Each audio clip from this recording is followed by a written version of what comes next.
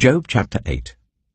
Then Bildad the Shuhite replied, How long will you say such things? Your words are a blustering wind. Does God pervert justice? Does the Almighty pervert what is right?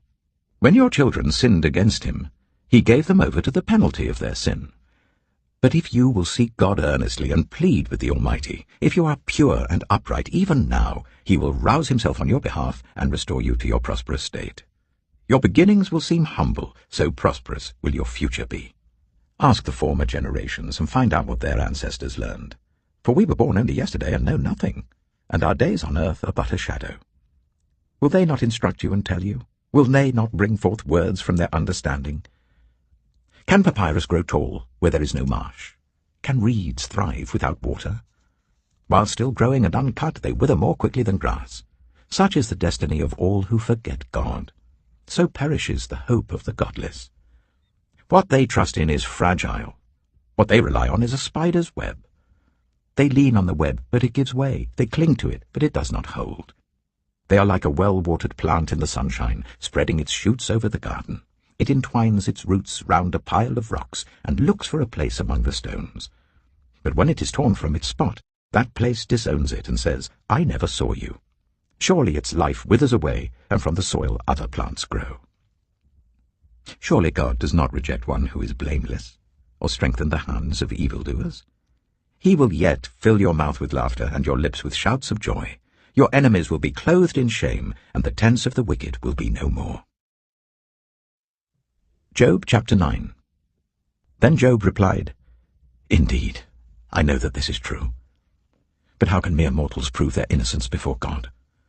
Though they wished to dispute with him, they could not answer him one sin 1,000 times. His wisdom is profound, his power is vast. Who has resisted him and come out unscathed? He moves mountains without their knowing it and overturns them in his anger. He shakes the earth from its place and makes its pillars tremble. He speaks to the sun, and it does not shine. He seals off the light of the stars. He alone stretches out the heavens and treads on the waves of the sea. He is the maker of the Bear and Orion, the Pleiades and the constellations of the south. He performs wonders that cannot be fathomed, miracles that cannot be counted. When he passes me, I cannot see him. When he goes by, I cannot perceive him. If he snatches away, who can stop him? Who can say to him, What are you doing? God does not restrain his anger. Even the cohorts of Rahab cowered at his feet. How then can I dispute with him? How can I find words to argue with him? Though I were innocent, I could not answer him. I could only plead with my judge for mercy. Even if I summoned him and he responded, I do not believe he would give me a hearing. He would crush me with a storm and multiply my wounds for no reason. He would not let me catch my breath, but would overwhelm me with misery. If it is a matter of strength, he is mighty. And if it is a matter of justice, who can challenge him? Even if I were innocent, my mouth would condemn me. If I were blameless, it would pronounce me guilty. Although I am blameless, I have no concern for myself. I despise my own life. It is all the same. That is why I say, he destroys both the blameless and the wicked. When a scourge brings sudden death, he mocks the despair of the innocent. When a land falls into the hands of the wicked, he blindfolds its judges. If it is not he, then who is it? My days are swifter than a runner. They fly away without a glimpse of joy. They skim past like boats of papyrus, like eagles swooping down on their prey. If I say, I will forget my complaint, I will change my expression and smile, I still dread all my sufferings, for I know you will not hold me innocent. Since I am already found guilty, why should I struggle in vain? Even if I washed myself with soap and my hands with cleansing powder, you would plunge me into a slime pit so that even my clothes would detest me. He is not a mere mortal like me, that I might answer him, that we might confront each other in court. If only there was someone to mediate between us, someone to bring us together, someone to remove God's rod from me, so that his terror would frighten me no more. Then I would speak up without fear of him. But as it now stands with me, I cannot. Job chapter 10. I loathe my very life. Therefore I will give free rein to my complaint and speak out in the bitterness of my soul. I say to God, do not declare me guilty, but tell me what charges you have against me. Does it please you to oppress me, to spurn the work of your hands, while you smile on the plans of the wicked? Do you have eyes of flesh? Do you see as a mortal sees? Are your days like those of a mortal, or your years like those of a strong man, that you must search out my faults and probe after my sin? Though you know that I am not guilty, and that no one can rescue me from your hand. Your hands shaped me and made me. Will you now turn and destroy me? Remember that you molded me like clay. Will you now turn me to dust again? Did you not pour me out like milk and curdle me like cheese, clothe me with skin and flesh and knit me together with bones and sinews? You gave me life and showed me kindness, and in your providence watched over my spirit.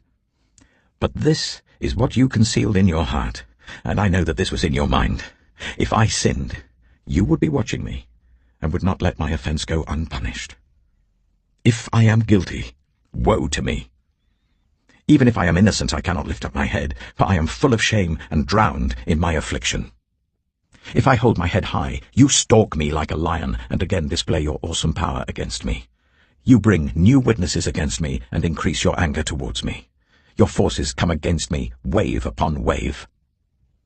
Why then did you bring me out of the womb? I wish I had died before any eye saw me.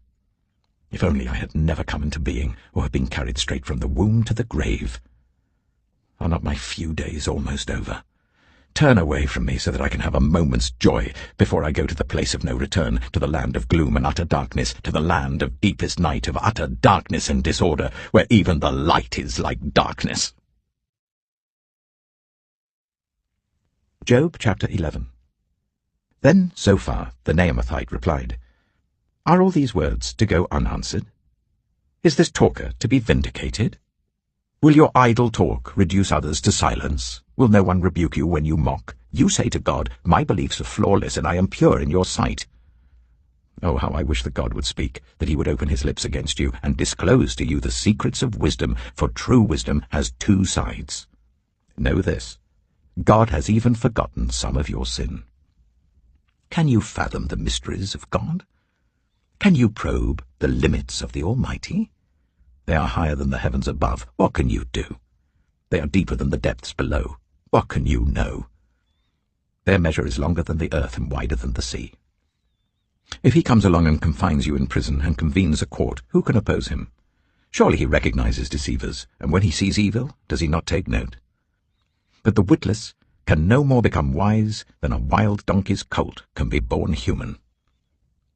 Yet, if you devote your heart to him, and stretch out your hands to him, if you put away the sin that is in your hand and allow no evil to dwell in your tent, then, free of fault, you will lift up your face. You will stand firm and without fear. You will surely forget your trouble, recalling it only as waters gone by. Life will be brighter than noonday, and darkness will become like morning. You will be secure because there is hope.